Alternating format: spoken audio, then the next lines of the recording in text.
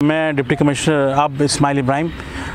ये सिंध बलूचिस्तान जो cricket tournament हो रहा है, 7 डिवीज़न्स हमारी बलूचिस्तान की और 7 डिवीज़न सिंध की इसमें हिस्सा ले रहे हैं।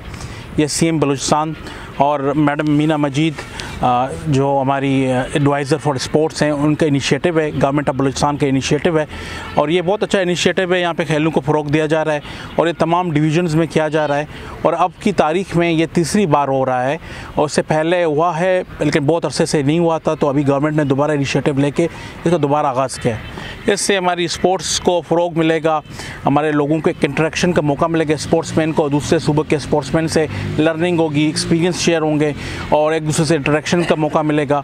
इस तरह यहाँ पे खेल को फ़रोग़ किया जाएगा।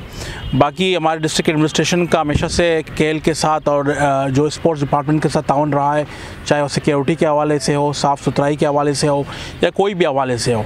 हमारे असिस्टेंट कमिश्नर इनके साथ राब्ते में, या जो स्पोर्ट्स डिपार्टमेंट के जो हमारे एहलकार हैं, जो ऑफिसर्स हैं, उनके साथ राब्ते में, ताकि यहाँ से खुशअस्लूबी से जो हमारे मेहमान सिंध से आएँ उनको खुशअस्लूबी से यहाँ पे स्पोर्ट्स खेलें यहाँ पे और यहाँ पे उनकी कोई मसला मसाइल ना पेश आएँ।